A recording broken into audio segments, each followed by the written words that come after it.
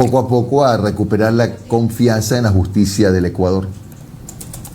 De ninguna manera, Jimmy, no nos engañemos. En primer lugar, todos los que nos escuchan, correístas, anticorreístas, el odio nos ha hecho mucho daño porque estamos sacrificando fundamentos básicos para el convivir, para la democracia.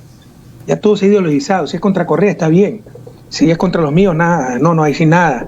Los derechos humanos, todo se está ideologizando. No es bueno eso. Hay que tener una sola moral. Yo les pregunto a los anticorreístas, ¿cuándo han visto algo así? ¿Cuándo en 10 años de gobierno un Guillermo Lasso, un Noboa, tuvo que hacer tantos malabares para poder inscribirse? Si hubiera pasado esto en mi gobierno, ¿cuáles serían los titulares de la prensa libre e independiente, entre comillas? Pero no solo en mi gobierno. Yo desde antes no recuerdo que haya habido una odisea, un viacrucis tan grande para inscribir el binomio de la principal fuerza política, más aún.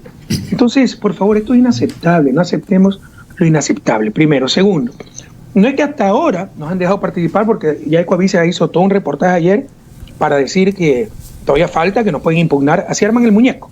O sea, cuando quisieron justificar lo imposible, que eliminen nuestro binomio, sacaron pseudos analistas, inventándose derecho público, citando artículos que no existían, diciendo que personalísimo era presencial, interpretando el castellano, de todo, ¿no? Pero ya empezaron con la narrativa de que no, todavía nos pueden impugnar. Pero en todo caso, si hasta ahora nos han permitido participar, no es porque no es porque han querido, es porque no han podido eliminarnos por la contundencia de las leyes, la presión nacional y la presión internacional, que ha habido muchísima presión internacional. ¿Cuál es mi preocupación? Que con lo que acaba de suceder en Bolivia, estos tipos están realmente descontrolados, desesperados, que se atrevan a cualquier cosa. Y ya coincide con el reportaje de Ecoavisa diciendo, no, todavía falta, todavía lo pueden descalificar, todavía lo pueden impugnar. Entonces debemos seguir muy atentos. Pero ¿cuándo han visto algo así?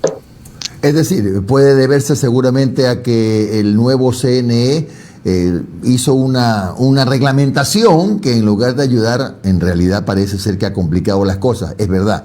Ahora, lo que sí le digo, economista Correa, es que es verdad que todavía hay un periodo de 2 días más donde puede ser impugnada la candidatura, pero ya no con temas que tienen que ver con la complicación que era el famoso recurso subjetivo, ¿no? Ya son por otras cosas, como por ejemplo que no hayan pagado la pensión de los hijos y los dos están casados y viven con sus esposas, que tengan plata en paraísos fiscales y yo digo no tienen ni la alcancía. Entonces ya son cosas que no tienen mayor importancia. ¿Desde cuándo personalísimo es presencial? Tú puedes ir a un curso online, por internet, dar el examen online, es personalísimo. No puede darlo nadie en tu lugar, lo tienes que dar solo. No es presencial. O viceversa. Puede decir que sea presencial algo, como dice el Código Integral Penal, el COIP, pero por la pandemia se admite como presencial por internet. Está presente la persona por internet y así han sido las audiencias. Y en el COIP sí dice textualmente presencial. En el reglamento del CNE no dice por ningún lado.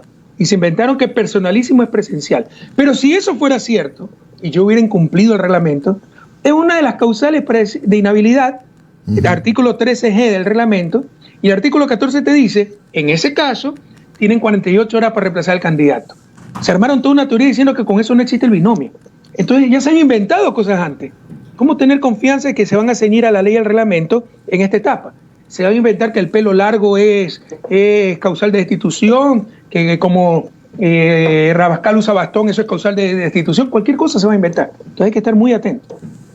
Ahora, este tema electoral nos lleva inevitablemente al control electoral, porque ya veo, por ejemplo, que hay un consejero, el consejero Verde Soto, que ha puesto muchos reparos, puesto que de lo que se conoce todavía, hasta ahora que estamos hablando, no ha terminado un proceso de auditoría forense informática para garantizar que efectivamente lo que la gente vote y el documento que se escanee, ese documento se refleje en el cómputo. ¿Su organización política está al tanto y preocupada también de este tema o cree que es una etapa superada? No sé ni quién es de Soto, supongo que estás hablando a nivel de junta. Verde Soto. Verde Soto ese es un títere de Lazo, pues es el peor, es decir, cualquier cosa es capaz de decirte, y de acuerdo al artículo 15 solo hay 14 artículos, ¿no? Es cualquier cosa. Es realmente vergonzoso ya. Entonces no tenemos ninguna garantía ahí, por supuesto que no hemos superado el control electoral, eso es muy costoso, peor. con este Consejo Nacional Electoral, hay que estar muy atentos y tenemos que hacer lo posible con voluntarios, lo que podamos organizar hasta febrero, porque seguramente nos van a querer robar las elecciones, y no solo a nivel de binomio, igual de importante la mayoría en asamblea, y es facilito robarte el cuarto asambleísta en Los Ríos, por ejemplo, ¿no? Entonces hay que estar muy atentos en cada rincón de la patria, desplegar un esfuerzo enorme que nosotros vamos a tener que hacer con voluntarios, mientras Guillermo Lasso tiene millones de dólares, pero así es el partido, y lo vamos a ganar. Economista, buenos días, le saludo a Omar Jaén. ¿Cómo ha estado? Economista, ¿no cree que paradójicamente, a pesar de todos estos bloqueos y maromas que ha habido para poder hacer la inscripción de la candidatura, ¿no cree que ha sido también una plataforma para que el país conozca quién es Andrés Arauz? Que seamos sinceros, hasta hace 2 meses, quizás en el mundo académico, quizás en el mundo de la comunicación, porque él también fue funcionario público, lo conocíamos. Pero quizás para la mayoría de ciudadanos a pie, el nombre de Andrés Arauz le resultaba desconocido. Es que aquí es palo porque no bogas, Omar. No decían caras nuevas, sangre nueva. Se les presenta caras nuevas, sangre nueva, ahora le llaman el perfecto desconocido. Eso no nos hace bien como sociedad. Ellos se creen sabidos, los periodistas que hacen esto. Se creen sabidos. No, nos roban los fundamentos, la referencia. Esas inconsistencias, esa incoherencia, ese discurso de oportunista, de coyuntura, esa inconsecuencia, no nos hace bien. Entendamos eso. Entonces, si queremos caras nuevas, por supuesto que va a ser alguien no muy conocido, si por definición eso es cara nueva. O ¿lo pidieron o no lo pidieron? Entonces, seamos un poquito más coherentes. Por supuesto que son tan torpes que esto ha ayudado a proyectar a Andrés, pero a un riesgo altísimo, pues. Porque nos eliminan el binomio, es absolutamente ilegal, pero ¿ante quién te quejas? Si el Tribunal Contencioso Electoral está tomado, la Corte Constitucional está tomada. Sí, te puedes quedar ante la Corte Interamericana y le vas a ganar, pero después de 8 años, cuando ya saquearon el país. Entonces ha sido altamente riesgoso, nosotros no hemos buscado esto, no es deseable esto. El beneficio ha sido que mientras más nos persiguen, la gente no es tonta, la gente de buen corazón, así no sea correísta, así haya tenido críticas seguramente fundadas, ya dice basta, ¿no? Y aumente el apoyo. Pero el riesgo ha sido enorme. O sea, nosotros quisiéramos ya que esto acabe, que respeten la democracia, que si quieren ganarnos nos ganen en las urnas, pero no con estas trampas.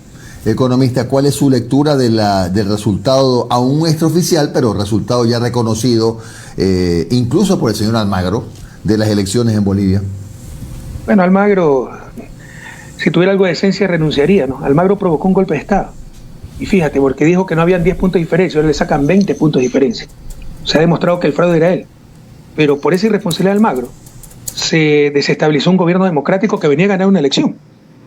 Hubo una represión brutal, una dictadura, y decenas de muertos. Tiene sangre en las manos Almagro. Por favor, no banalicemos estas cosas. Pero en todo caso, para mí es un vendaval de esperanza, ¿no? Una victoria impresionante. Bolivia, el pueblo boliviano recupera Bolivia, cómo le responde a la derecha, a la dictadura, a los medios de comunicación, a la OEA, a las oligarquías regionales. Hasta Lasso felicitaba a Áñez, ¿no? Porque estaba recuperando la democracia. No nos olvidemos de esos pequeños detalles, ¿no? Y la respuesta. A Evo Morales casi lo matan. Lo expulsaron, no lo dejaron entrar a su patria. Le sacaron orden de detención, lo acusaron de terrorista, hasta de pedófilo. Y mire la respuesta del pueblo boliviano. Ojalá eso sirva de lección para la derecha criminal ecuatoriana, para sus medios de comunicación, para sus aparatos represivos. Ya basta de represión. Basta de persecución, no van a vencer, sus mentiras le van a caer encima, esos juicios espurios, ridículos. ¿A quién les va a hacer caso en el futuro y ahora a nivel internacional que condenen a un expresidente por influjo psíquico? Por todo eso van a tener que responder, no tienen posibilidad de victoria con esa mentira, no van a poder mantener en el tiempo esta farsa.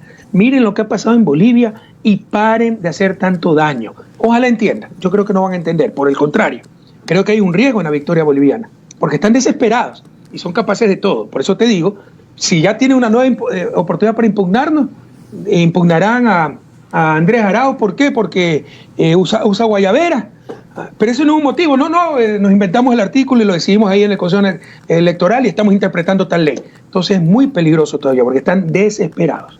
Economista, ahí después de los resultados y antes inclusive de las elecciones en Bolivia, había una propuesta internacional, regional, de presentar una demanda internacional contra Luis Almagro. Inclusive llegar a cortes como La Haya por el tema de lo ocurrido, no solamente en Bolivia, sino en otros países. ¿Usted respaldaría una propuesta como esa? Totalmente, pues Almagro tiene que responder. Pero tenemos que ir más al fondo, ¿no? Ya no nos engañemos, por favor. La OEA históricamente ha sido el Ministerio de la Colonia de Estados Unidos. Los grandes colonialistas, Gran Bretaña, España, Francia, han tenido sus ministerios de las colonias.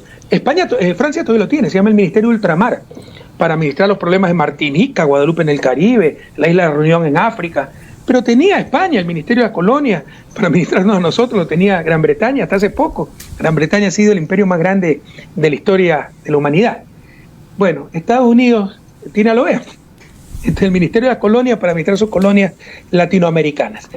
Claro, la profundidad de ese neocolonialismo varía de acuerdo a la capacidad de servilismo del secretario de turno. Ha habido secretarios algo dignos, José Miguel Insulza, pero llegó Almagro, es una alfombra, pues es una vergüenza lo que hace. Entonces, vamos más de fondo. Latinoamérica necesita sus propios espacios de procesamiento, de controversias, de conflictos, de controles electorales, etcétera. ¿Por qué tenemos que ir a Washington a resolver esos problemas? ¿Por qué si yo tengo un problema con Colombia tengo que ir a resolver a Washington? Eso es ridículo. Eso era la CELAC, la Comunidad de Estados Latinoamericanos del Caribe, que la trataron de matar. Está resucitando porque la presidencia la tiene México. Pero ya tenemos que ir decididamente a una CELAC que reemplace a la OEA. Que discutamos en Costa Rica, en Santo Domingo, República Dominicana, en Quito, Ecuador, pero no en Washington. Y que vayamos a Washington solamente para, como bloque latinoamericano y caribeño, procesar nuestras diferencias y nuestros acuerdos con Norteamérica, Estados Unidos y Canadá, y en igualdad de condiciones, porque vamos como bloque. Pero, por ejemplo, si yo tengo un conflicto con Estados Unidos, ¿qué posibilidad de triunfo tengo, así tenga toda la razón, si lo discuto en Washington, ¿no?, y contra Estados Unidos? No, seamos sensatos, necesitamos nuestros propios espacios de resolución de controversias. Economista, el día domingo, mientras todo el mundo, toda la región al menos, estábamos esperando los resultados, que por cierto creo que no van todavía ni por el 45%, o los oficiales, ¿no? El día domingo en la cadena Unitel, que fue la cadena que reveló las cifras del conteo rápido, uno de los analistas, un confeso antimacista, dijo, bueno, esperemos que ahora Luis Arce tenga un comportamiento parecido a la de Lenín Moreno. Así lo dijo. Sí, así lo dijo.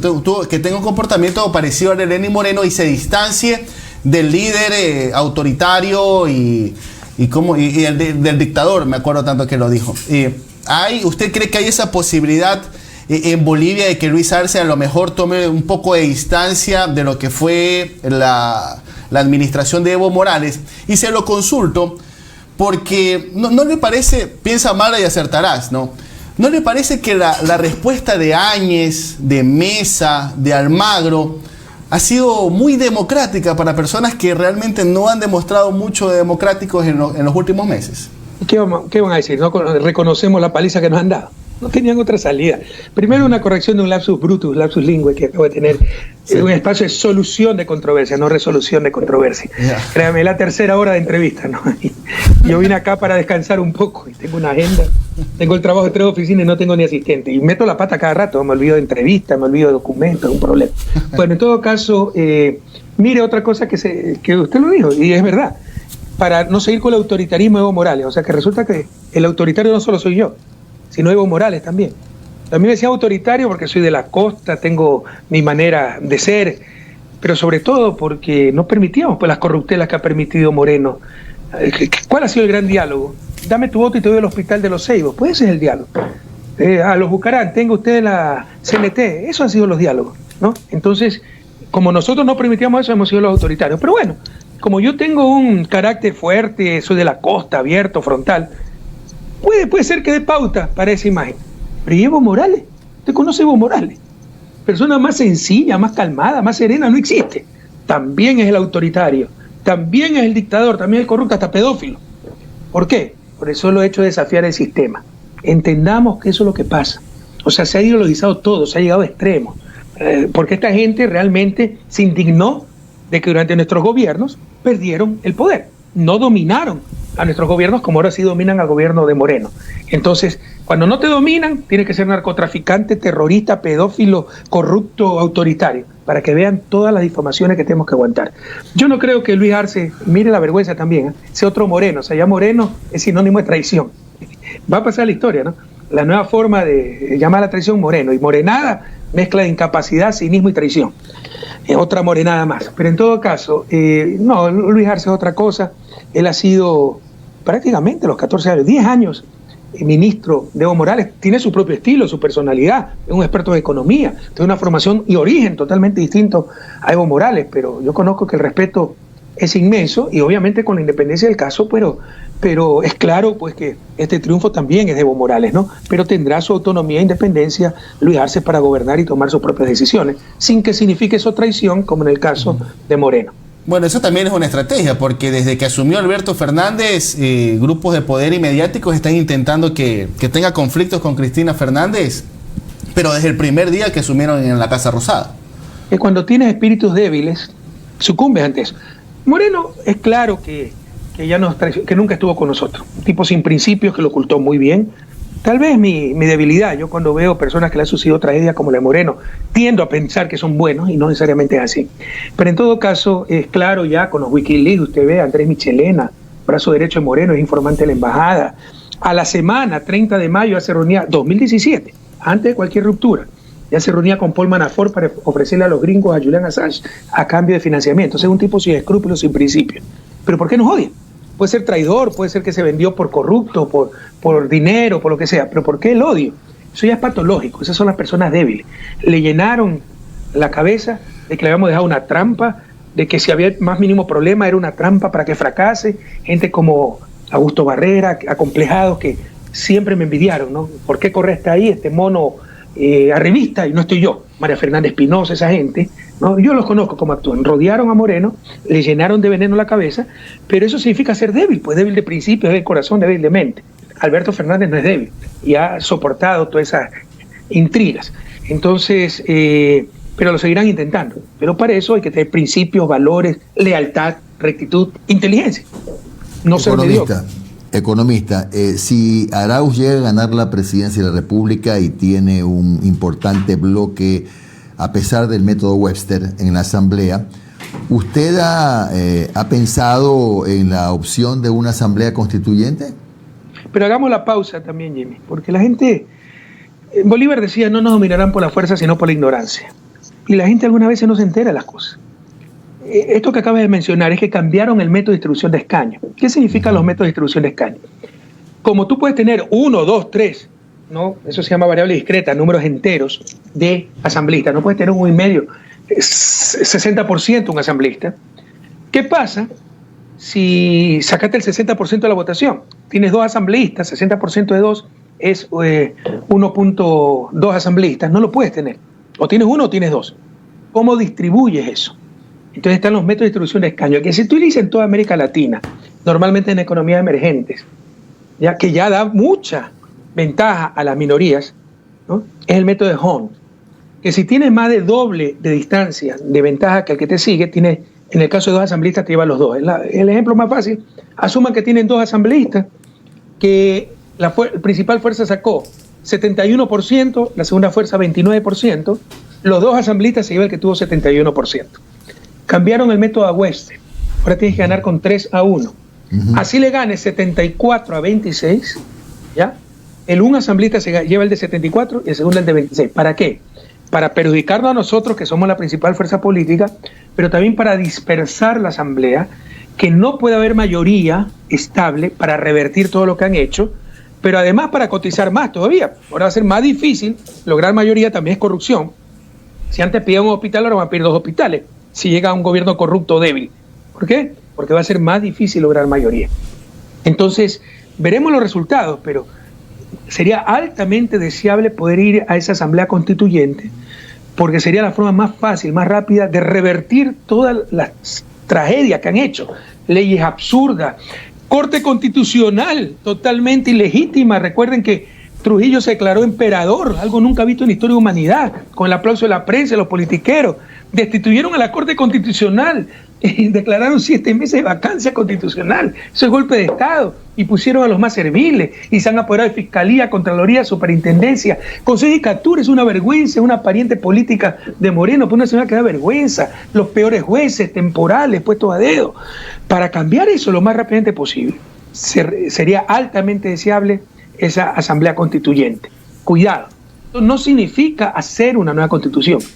Podría ser para ratificar esta constitución y hacer algunos ajustes puntuales, pero mantener la misma constitución. Pero una forma rápida de revertir todo el desastre que ha hecho esta gente. Ahora, hablemos de un tema que no habíamos abordado todavía y es el económico. Usted conoce ya pues que el Ecuador está a pasos, a horas quizá de suscribir un nuevo acuerdo con el Fondo Monetario Internacional que va a implicar un ingreso de más o menos 6.000 y pico de millones de dólares. 6.500. Entiendo, 6.500 millones de dólares, ¿no? A cambio de eso, aunque el gobierno ha afirmado que hay unas recomendaciones del fondo, son realmente pues imposiciones del fondo. Está el aumento del IVA y algunas otras medidas de las pocas que se han conocido, pero que no se han hecho públicas. Mi pregunta es, ¿había otra manera de salir de la crisis económica, de la crisis de liquidez sobre todo, sin acudir al fondo? El primer paso es conservar la liquidez que tenemos y permite la fuga de capitales, y ese es el peligro. 6.500 millones más de deuda que se vayan afuera, a los paraísos fiscales.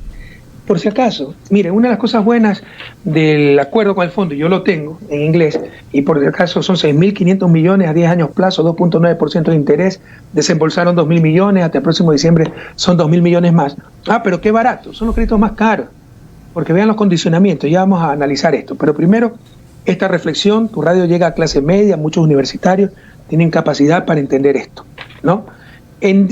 Una de las tantas mentiras que posicionaron era el sobreendeudamiento. Bueno, una de las pocas ventajas de ese acuerdo con el fondo es que los obligó a transparentar cifras. Aquí están las cifras de endeudamiento. 2000, perdóname la vejentud, déjame poner los lentes. 2016, 25.7%. Revisen el acuerdo con el fondo. Para el 2021, 2020 vamos a caer con 51.7%, 2021 52%. Han duplicado porcentualmente el monto de deuda externa. 2016 en términos absolutos 25.600 millones de deuda externa, 2021 51.500 millones. ¿Ya? Duplicado el monte de deuda. Por si acaso, nosotros pasamos de 2006 10.000 millones a 2016 25.000 millones, 15.000 millones en 10 años. Estos señores, 25.000 millones en 3 años y medio. Pero no han puesto un adoquín, pues. Nosotros hicimos 100.000 millones en obras, en inversión. Para los que no entienden esto, es como si usted tiene una casa que vale $100.000, pero solo deben $15.000. Tremendo negocio, muy positivo, porque algunos satanizan la deuda, pero si te endeudaste en 15.000 y tienes 100.000, manejaste muy bien tus ahorros y el financiamiento. Eso hicimos esos 10 años. En 3 años y medio esto se ha endeudado en 25.000 millones adicionales. Incremento de deuda externa.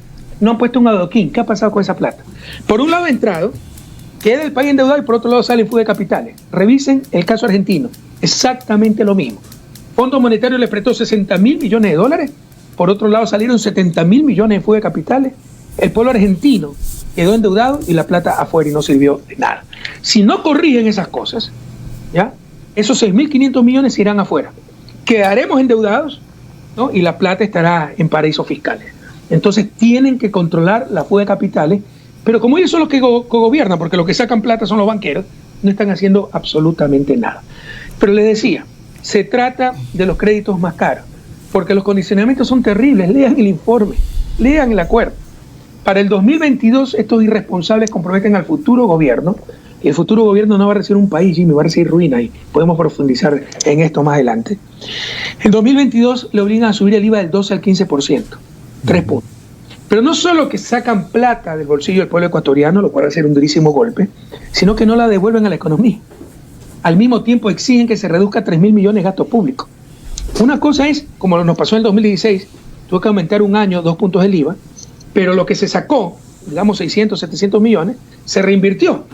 Y eso tiene más efecto multiplicador incluso. Es más el efecto positivo de lo que se invierte, del efecto negativo de lo que se le sacó en mayores impuestos. Entonces se reactiva la economía. Aquí le van a sacar 3 puntos más del IVA al pueblo ecuatoriano, pero al mismo tiempo van a reducir inversión pública, gasto público, tamaño del Estado, no regresa esa plata. Si eso no va a reservas, que no ha pasado estos años, significa fuga de capitales, más endeudamiento para el país, la plata fuera y ni siquiera hay reactivación de la economía. Entonces eso es lo que preocupa. Y los condicionamientos, ¿por qué? Porque de esta no salimos sin ayuda extranjera, ¿no? Optimizar nuestra liquidez, nuestros propios recursos, Pero el mismo Banco Central tiene 3.500 millones de extranjeros, la propia banca tiene 6.500 millones de extranjeros, primero lo nuestro, pero habrá que recurrir a fuentes internacionales. Pero sin estos condicionamientos, sin esto que se llama política de austeridad, que hacen estallar a los países, que contradice lo mismo que dice el fondo. Mira la directora del fondo que dice, se necesitan políticas fiscales expansivas para recuperar la economía, pero te imponen estas políticas austeras o tremendamente contractivas, contraen la economía. Si no corrigen eso, o sea, el próximo gobierno tendrá que renegociar ese acuerdo o explota la economía. Ahora, no sé si sea parte del condicionamiento al que usted se refiere y que lo ha leído también, el tema de las monetizaciones, ¿no? TAME, privatizaciones. Banco del Pacífico, la refinería y no alcanza el tiempo para otras que son áreas estratégicas muy importantes como las eléctricas y las telefónicas, ¿no? ¿Eso está también como parte de algún condicionamiento dentro del acuerdo que usted dice que lo ha leído? Estoy casi seguro, pero no totalmente seguro. Son más de 45 páginas, si la memoria no me falla en inglés. Lo leí todo, pero ya lo leí hace algunos días, pero estoy casi seguro, ¿no? En todo caso, con o sin acuerdo, eso es lo que quieren hacer, porque están ahí para apoderarse del Estado. Ese es el problema cuando el capital privado se apodera del poder público. No gobiernan en función de la gran mayoría, sino en función de sus negocios. ¿Por qué no se hacían hidroeléctricas allí? Porque nos vendían la electricidad a las barcazas, pues a precio de gallina de huevos de oro, y las barcazas eran de los que estaban en el gobierno, Partido Social Cristiano y otros politiqueros, ¿no? Ahora, ¿por qué pararon la refinería del Pacífico? Que no me vengan con cuentos, no se dejen engañar, pueblo ecuatoriano. Nosotros solo refinamos 35% del petróleo que producimos. Eso no alcanza ni para la demanda interna. Necesitamos urgentemente esa refinería, que además es petroquímica básica para dejar de importar plásticos. Los plásticos más simples todavía importamos. Y, bueno, ¿por qué pararon esa refinería? Porque siempre planificaron privatizar los hidrocarburos, la importación de hidrocarburos. Entonces, con la refinería, no solo que no vamos a importar, vamos a exportar, como pasó con las hidroeléctricas, pero se les daña el negocio, pues. Son ellos los que están en el gobierno, entonces no van a dañar su negocio. Todo fue un plan: boicotear la nueva refinería, liberar el precio de los combustibles y luego privatizar la distribución de hidrocarburos, que es básicamente importación de hidrocarburos. Entonces, con o sin acuerdo del fondo, eso es lo que están haciendo, porque eso es lo que sucede cuando los negocios privados se apoderan del poder del Estado, perdóname la redundancia. Economista, pensando a futuro, ya a mayo del 2021, ¿qué va a pasar en la relación de Ecuador con el FMI? Porque todos los candidatos presidenciales han dicho que no van a coger esas medidas, incluso el señor Lasso, que dijo que se reunió con delegados del Fondo Monetario, que recibió una llamada, una videoconferencia, dijo que no va a aceptar el tema del IVA ni el tema de la reducción de inversión porque eso es recesivo. Lo mismo ha dicho Guillermo Celi, lo mismo ha dicho Andrés Arauz, lo mismo ha dicho Yacu Pérez.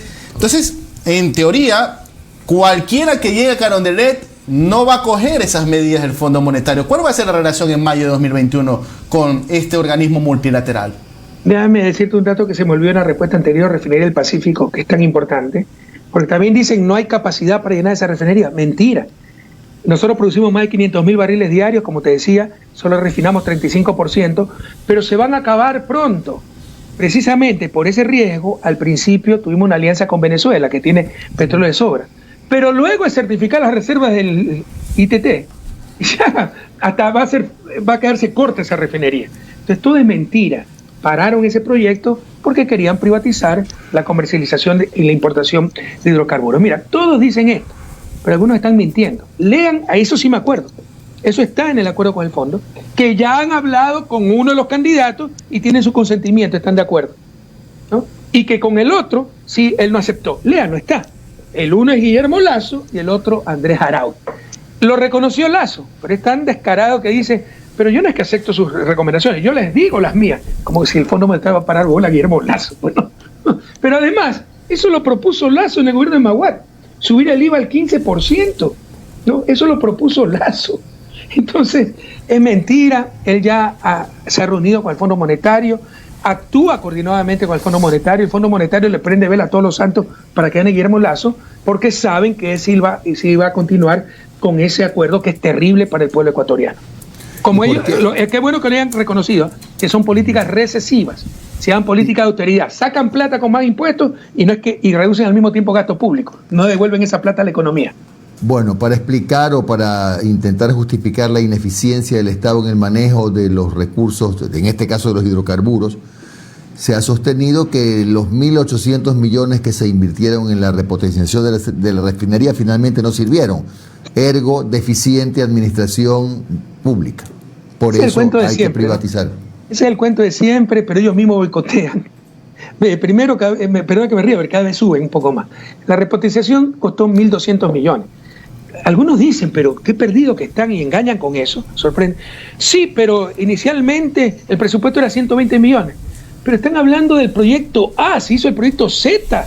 O sea, como si en tu radio pensaste cambiar la silla, pero luego dijiste, no, cambiemos la mesa, tumbemos esta pared, ampliemos esta sala, pongamos nuevos baños, y costó 10 veces más, pero es otro proyecto.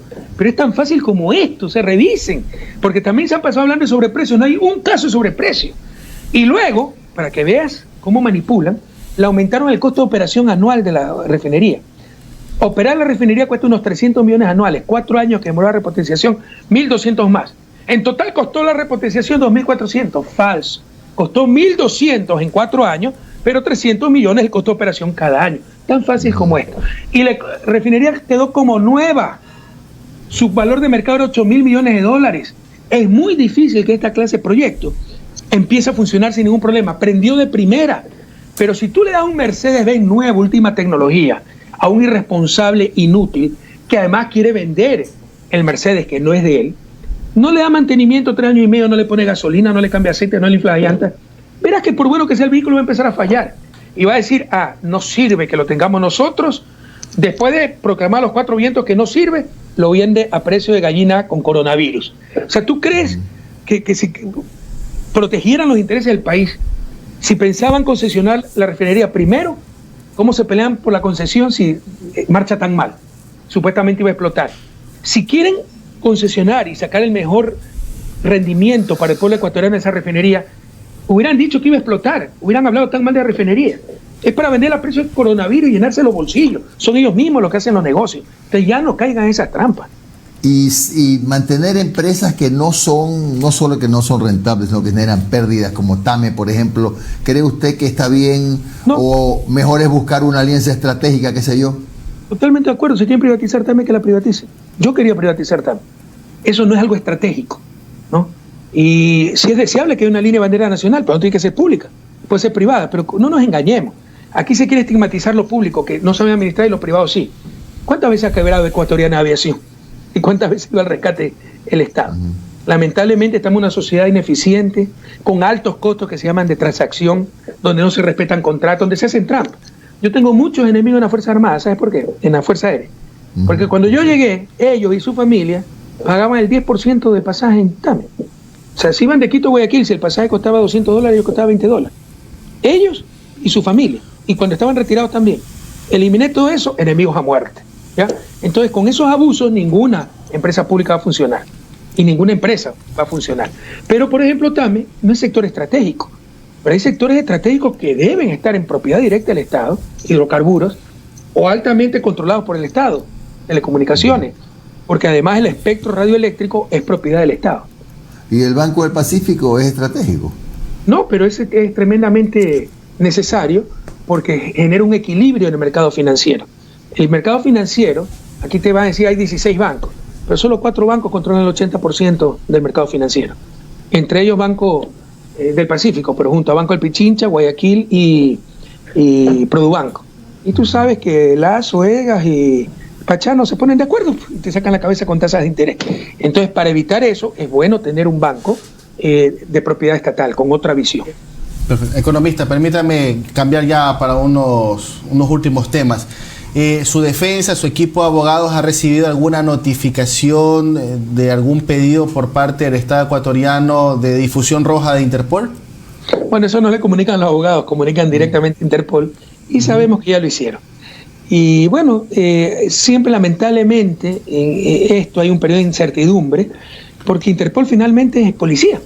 Supuestamente esto debería ser un trámite administrativo, que me pide una difusión roja a la Policía Nacional del Ecuador y enseguida la aplico. Pero está tan desprestigiado el país que ya lo examinan. Sin embargo, hay un momento en que todavía no sabemos qué puede pasar, porque los que toman la decisión definitiva se llama Comisión de Ficheros, que ahí sí es un grupo de juristas. Esto fue creado hace poco en Interpol, no existía antes, precisamente por los abusos que se daban por parte de gobiernos dictatoriales, autoritarios, por la persecución política, etc. Esa Comisión de Ficheros se reúne cada 6 meses. Y ahí sí son juristas que analizan el caso y dicen, esto es una cantinflada. Eso ya lo han hecho 2 veces con respecto a mí. Y le han respondido al Ecuador, esto es incompatible con los derechos humanos. Lamentablemente hay que esperar que se reúna la Comisión de Ficheros.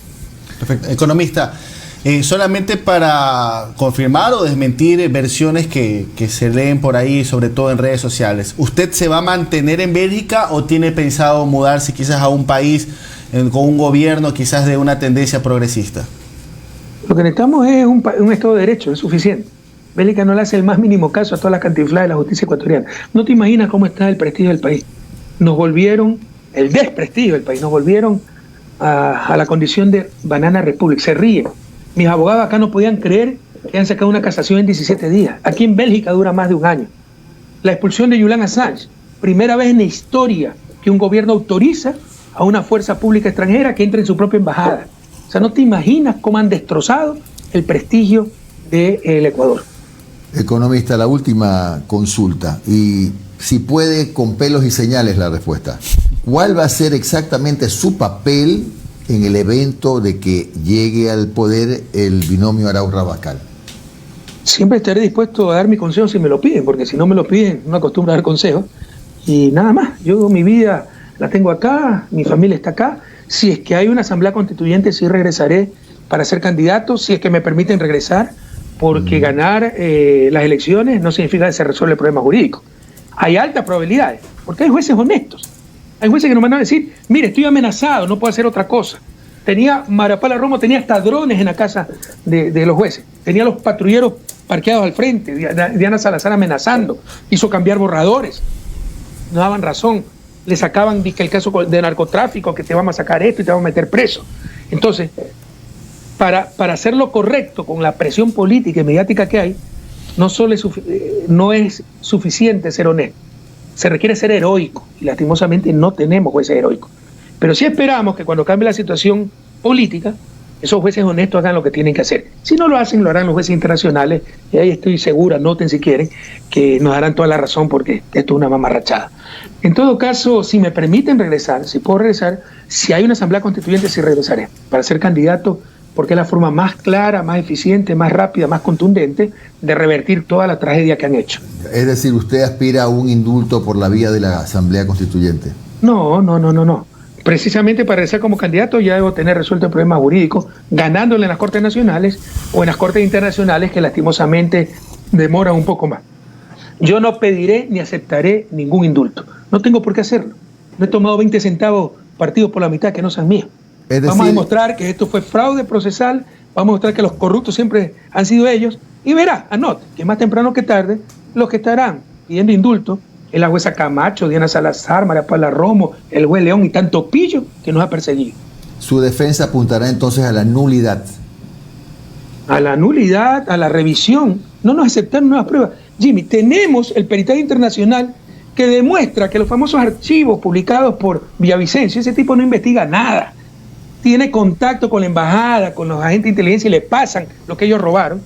Esos archivos fueron hackeados en 2016 y modificados hasta el 2018 y sembrados en la computadora de, ¿cómo se llama esta chica? Laura Terán, que ni conozco. Pamela Martínez no aceptó que le pongan en su computadora eso. Y fueron a allanar la presidencia del 2019 y descubrieron los archivos en la computadora de Laura Terán, que había trabajado hasta el 2015. O sea, 4 años nadie utilizó esa computadora. Esas son las cantinfladas. Tenemos los archivos, tenemos el peritaje demostrando que fueron manipulados, hackeados, sembrados. No las aceptaron los jueces, no las aceptaron. Entonces, cuando haya jueces honestos, se puede revisar eso y se le derrumba todo el caso. Bien, muchas gracias, economista Rafael Correa. Sabemos que tiene otra entrevista en unos minutos más. La maratón, esa es maratón. Siga en la maratón. Yo vine acá para descansar un poco, imagínate, tengo una agenda más copada que en la presidencia. Bueno, un inmenso abrazo, muchas gracias y fuerza, ánimo. Hay luz al final de todo. Cuídense. Muy bien, 8:54 fue el